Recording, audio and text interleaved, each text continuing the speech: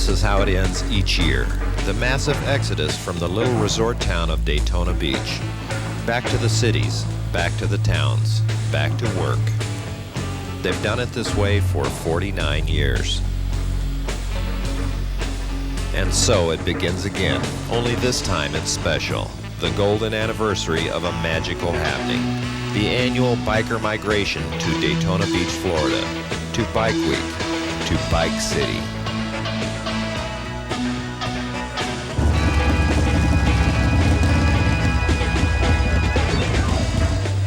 Drive down with 7 people in a van, you know, after 24 hours, we come from Massachusetts. So that's a 24-hour drive. After that, if you can drive 24 hours with all the people you came down with and you're still friends after that, then you know you got friends.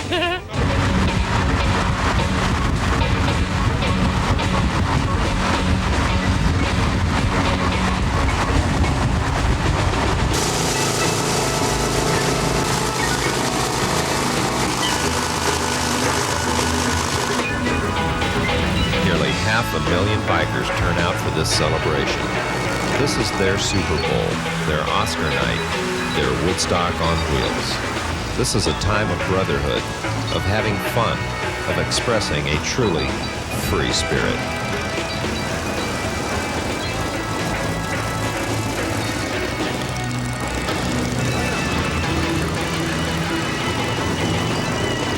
Some come alone, some in pairs, others with a dozen friends. Some must make only a short journey. For others, it's hundreds of miles of wind and rain, of open road and crowded highways, of bulky bikes or easy rides. But awaiting them all in Daytona Beach is Bike City.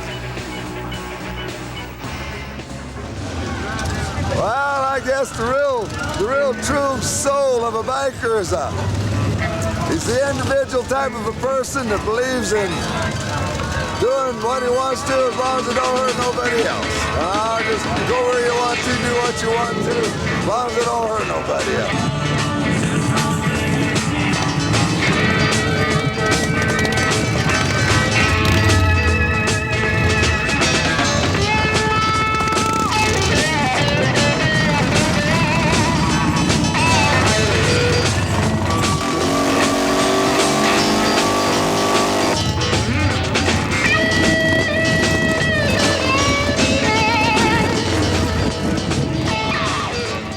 People come from all over the world to visit us. We've got a Barnum and Bailey circus show out there. We call it the Fire Breathing Belly Dance and Monkey Show. We've got vendors galore, leather, jewelry, t-shirts, tattoo. We've got our own tattoo parlor, outdoor bars, indoor bars, live music. It's all free. There's no cover charges, there's no gate charges, there's no parking charges. It's all free, and it's all for the people that come to Daytona because we like to see them every year. Does this look like any kind of a Woodstock deal to you? What's a biker heaven for you? Well, I guess you're in it, you know. Just everybody down there having a good time, no problems. Try to keep the politics, you know, off to the side. We've got 2.5 acres of outdoor partying. It's the biggest 16-day party that you're ever going to come to.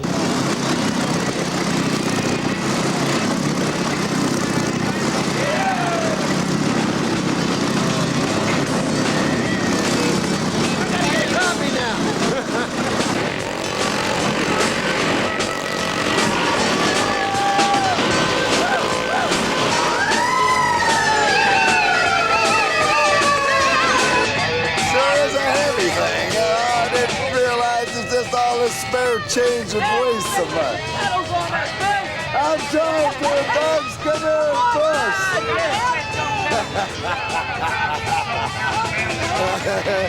There we go. What's the deal here? I'm just trying to find a better place to put it here. That's all you want. Yeah, push it, Bugs. Reverse, that's good. Oh, Lord, I wish I had my reverse back in this thing.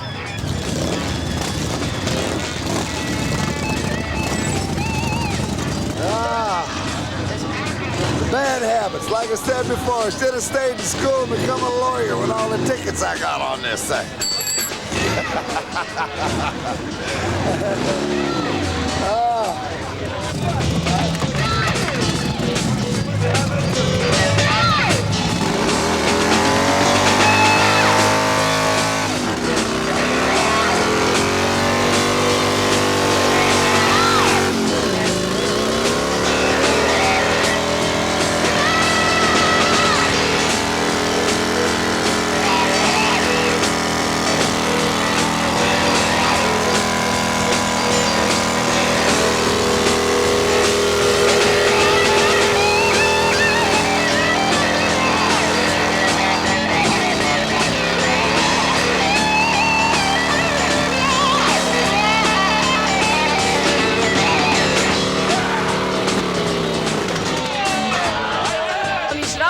Bike week because you can always meet good people and you can always have a good time.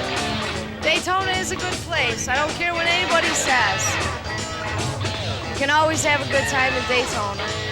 It's a good time. Everybody's having a party. Yeah, let's interview him.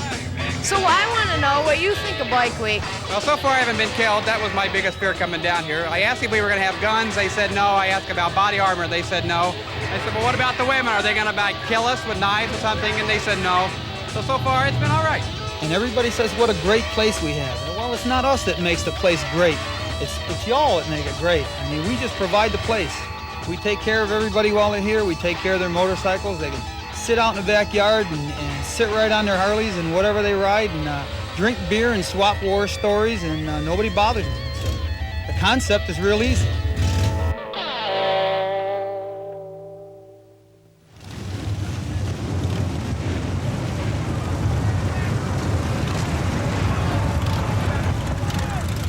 Well, I like Bike Week. That's why I'm down here. Why? Well, I like to be out here socializing with friends that ride motorcycles and have a good time. You look like a scary guy. You a scary guy? No, I'm a real mild-mannered person. What's happening?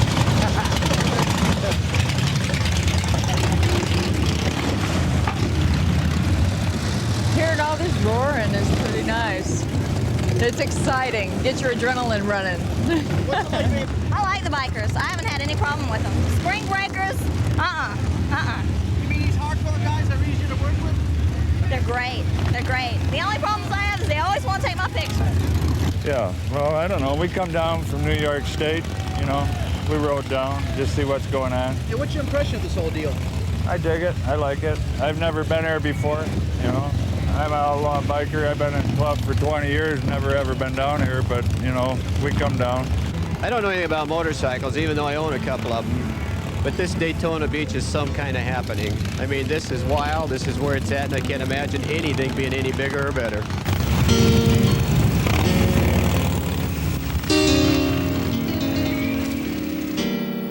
Downtown Daytona Beach. On display here are state-of-the-art machines that best show off the talents of the residents of Bike City. Here are the metal canvases on which imagination and creativity find their expression in a way that is uniquely American. And what could be more American than a Harley-Davidson?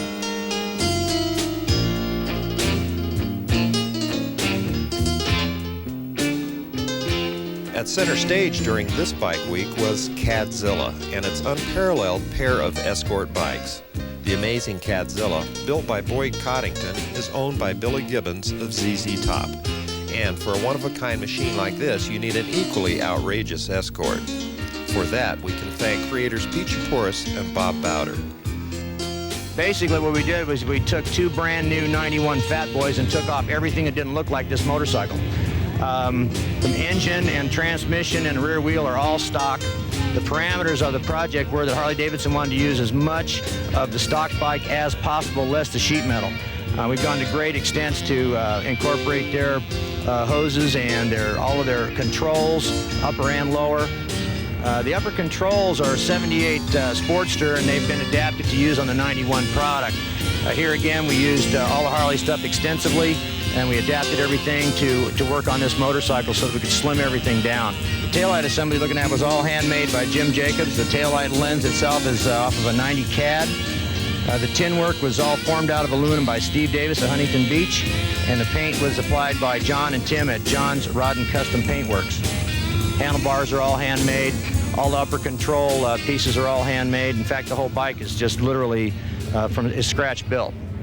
We've got about 58 days in these things, which is a miracle unto itself, and we had lots of help in California getting them done. You might remember some of the cars that I worked on, which is the California Kid and the Eliminator car, which Billy used extensively in some video work. I'm Pete Chaporis, and we're here with my partner Bob Bowder, and we've got a company called Centaustian, and we're based out of Crestline, California. And we're here sitting on a couple motorcycles that we built for Billy Gibbons at ZZ Top. We were privileged to haul a Cadzilla car out here for the 50th anniversary of the Daytona Speed Week.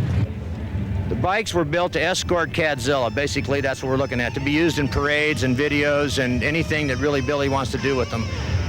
This has been a really exciting project, and we're really glad to be here. I'll tell you, it's just dynamite.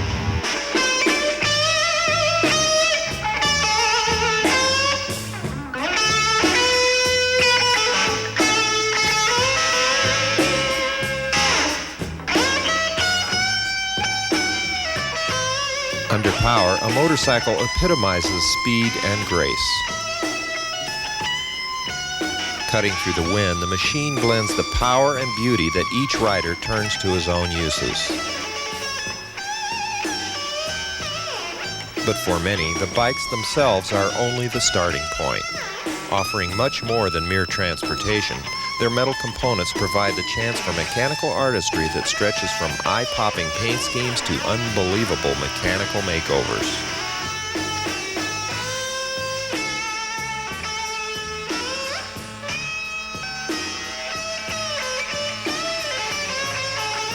No two bikes are the same. No, not even close.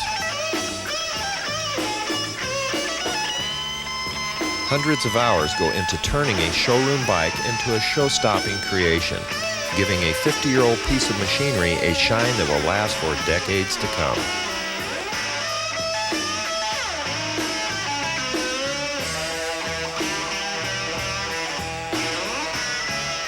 Gleaming chrome, deeply polished paint, metal etching as intricate as a spider's web, and no two come together in quite the same way.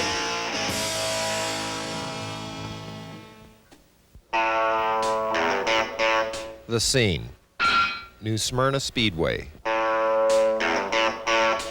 The attraction, a demolition derby, pitting a dozen men and machines against each other in a contest that ends when only one bike is left standing. Don't try this at home.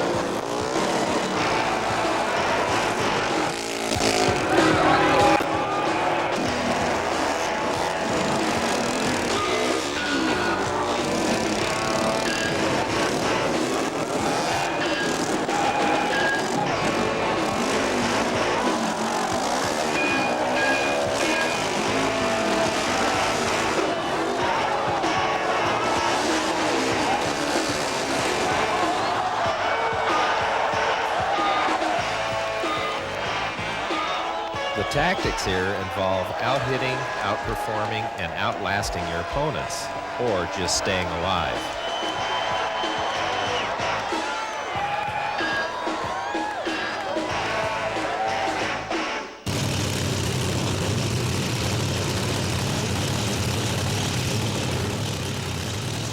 Daytona Beach features countless attractions for motorcycles, but drag racing isn't one of them yet. In case you've never seen a 7-second, 180 mile/hour drag bike in action, here's a look.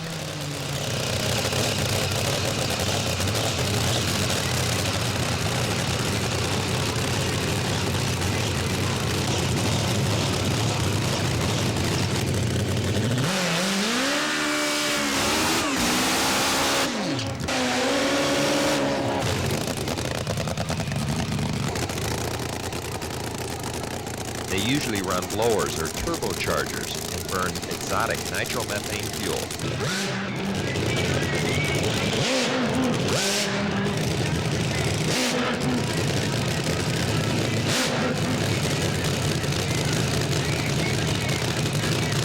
The fastest drag bikes have recorded speeds over 200 miles per hour in the quarter mile.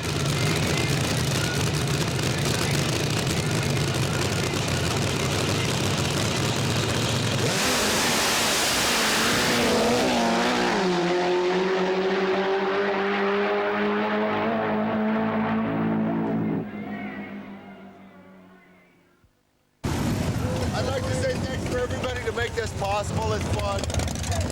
Now, a lot of the bikers have told us that the cops are really, really good, especially good this year. What's the reason for that? Well, under the direction of our new chief of police, we're pointed in a very positive direction so far as bikers go, and I think that is reflected in all the officers now. Excuse me.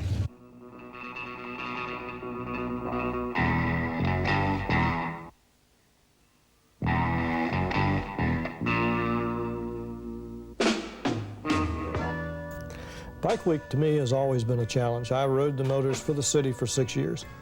In being part of that atmosphere and seeing it close up, if you will, when you ride a Harley Davidson for 6 years, you have to enjoy it, you have to like it.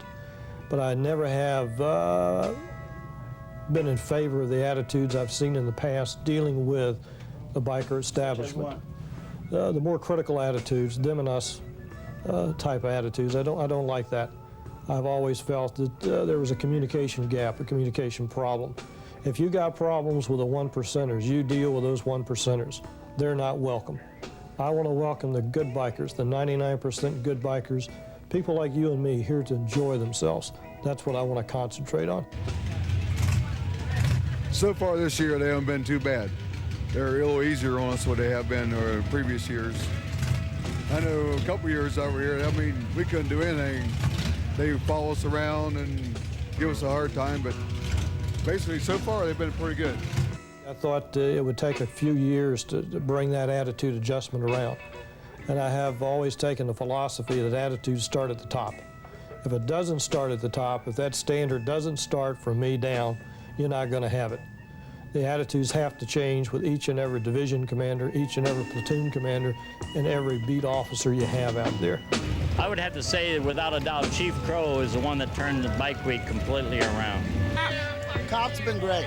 I mean, great. It's the first year we've been down here, and all the years I've been coming down, that every time we see the lights flashing, they've got a car pulled over. They're really leaving us alone.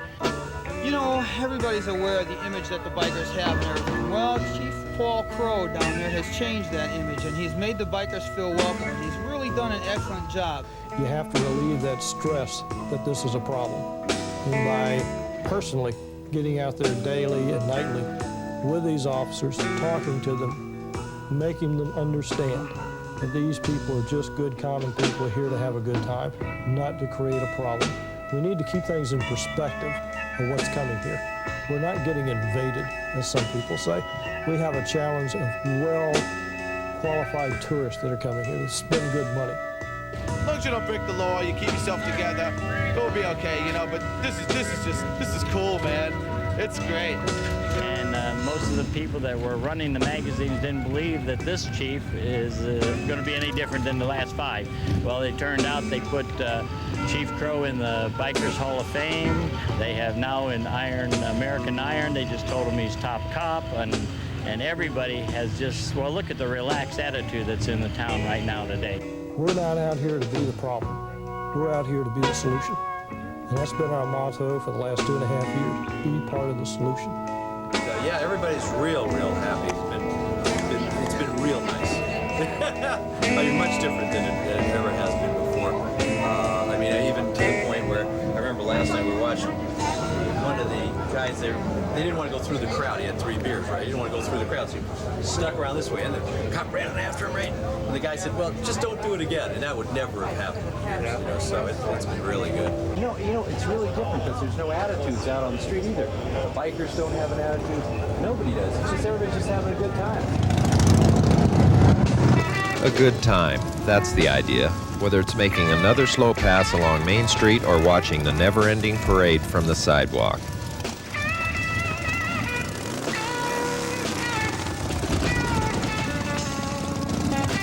Some people say it with their smiles. Others with their hands.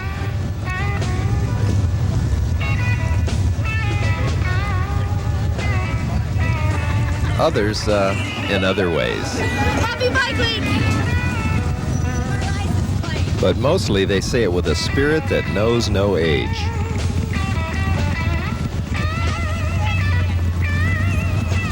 Nobody said riding a motorcycle had to be uncomfortable. I would hope that every biker that comes to this community appreciates the amount of hours and work that this police department and community has done to make their time here an enjoyable one. We always like to say that act here like you would do in your own hometown, and you'll have no problem with us. We're here to be ambassadors, we're here to be assistants to you. We hope you take that in the proper spirit and come back every year and enjoy yourself. Yeah!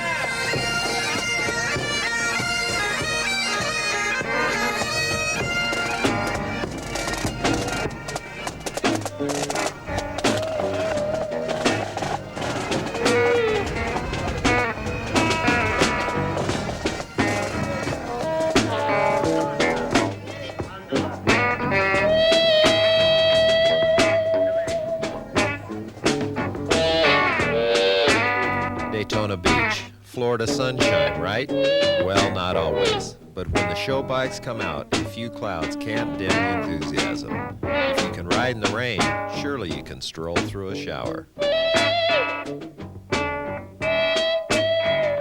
Here is power, not the high-revving zip of a foreign sports bike, but the ground-pounding power of American iron.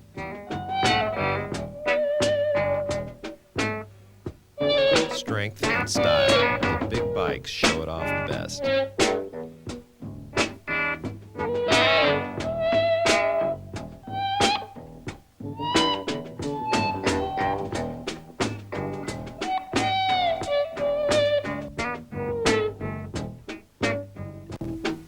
Top of the line doesn't come cheap.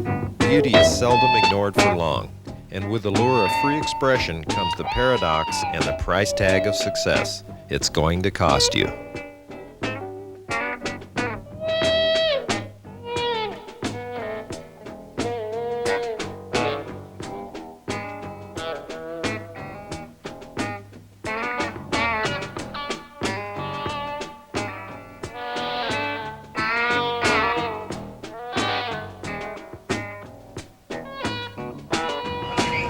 This whole thing is a growing thing or a dying thing?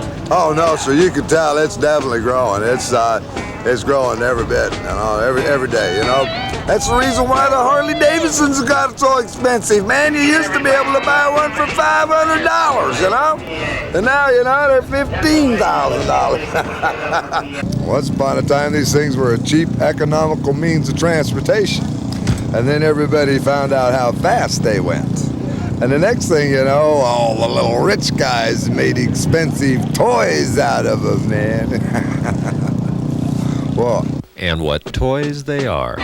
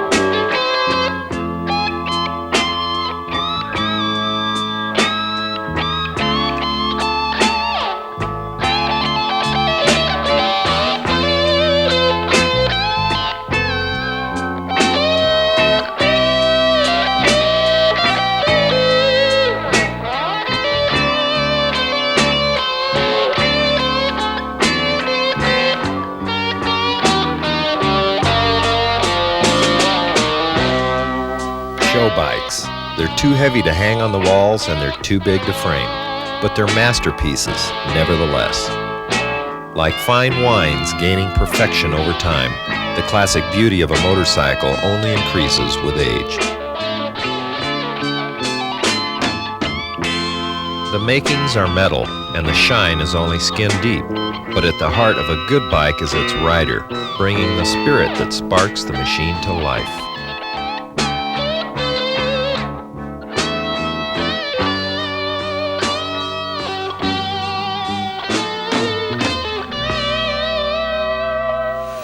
Motocross, the track and field Olympics of motorcycling.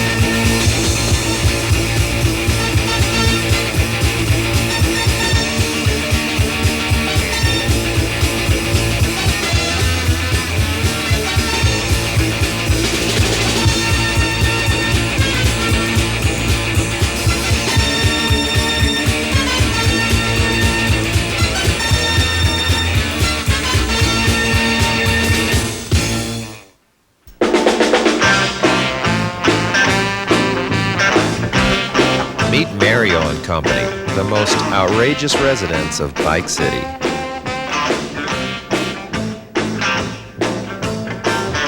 These guys really know how to stretch the meaning of the word tricycle.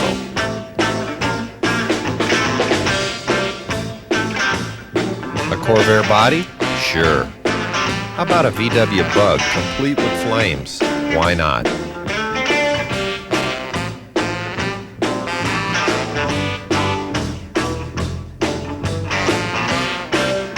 It's got fewer than 4 wheels, it's a bike, no matter how wild it looks. This engine would put any sports car up on 2 wheels. In this 3-wheel creation, it's the power before the throne.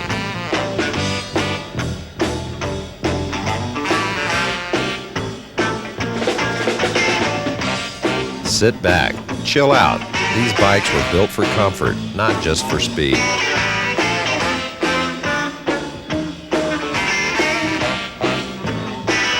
Trikes are definitely a unique expression of the owner. One of the most outrageous was Mario and his Scudbuster. The front is a gas tank off a C-37 airplane. It's an 800-gallon tank, and the back end is a front end off of 37 Willys, and it has 37 Buick headlights, and everything else has been hand-formed to fit and to accommodate all the parts. I have a 1600 Volkswagen engine transmission. Well, this is the 13th one that I built, and I just wanted to have one that was enclosed with heat and stereo and all the options. It makes it a lot easier riding in the rain.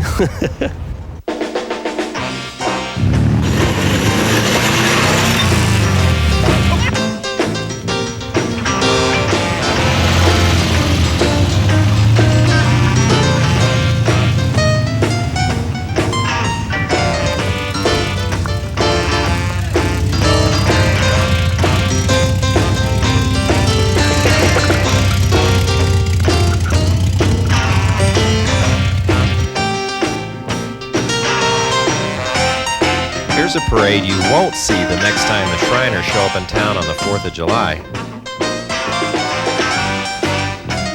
When it comes to turning heads, nothing gets attention like a trike. You've got to see them to believe them.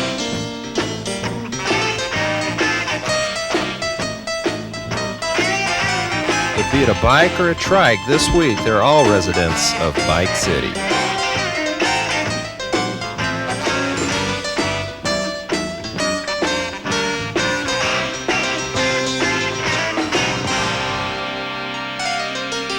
No hands. Get pulled over all the time driving no hands. I don't understand why, but I get it done.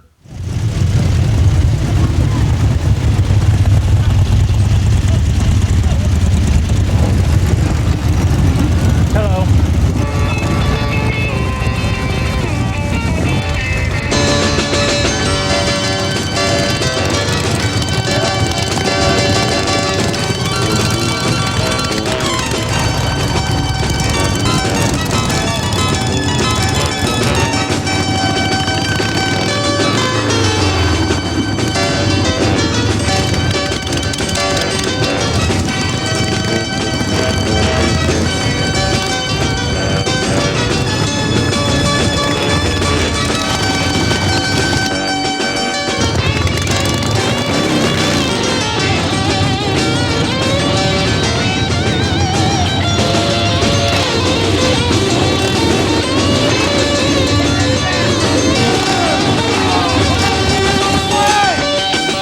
This is Bike City.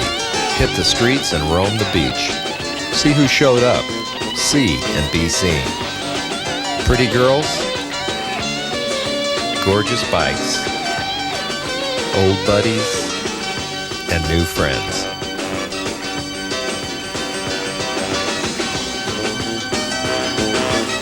You can see a few in your own town, but you'll never see as many as you will here in Bike City.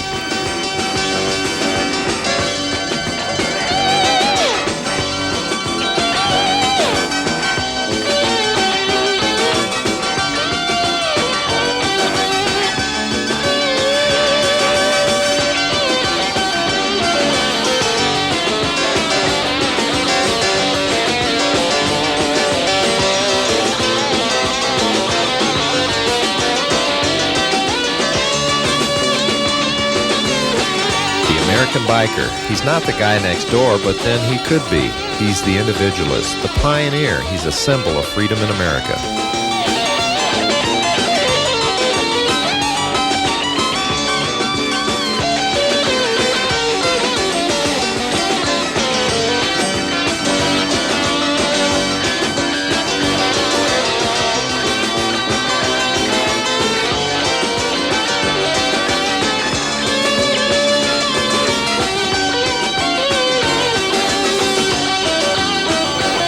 Beach, population 65,000, a small town with a big heart and a very famous beach.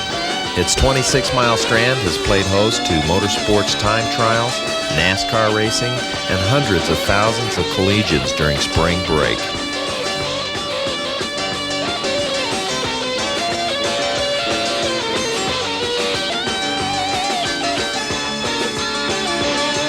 But this week it's been Bike City.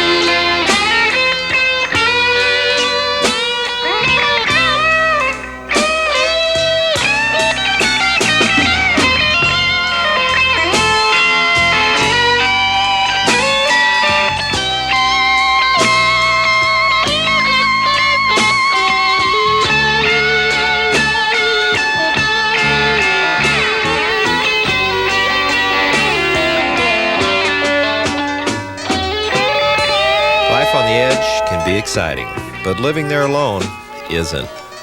You need support and love of a special kind to live the life of an outsider. For the biker, it's his brothers, his kids, and his old lady. Love may come in many shapes and sizes. It's hard to find and harder to keep, but it's always easy to see.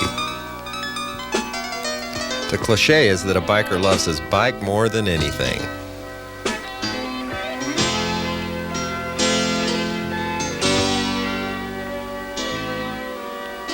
But don't you believe it?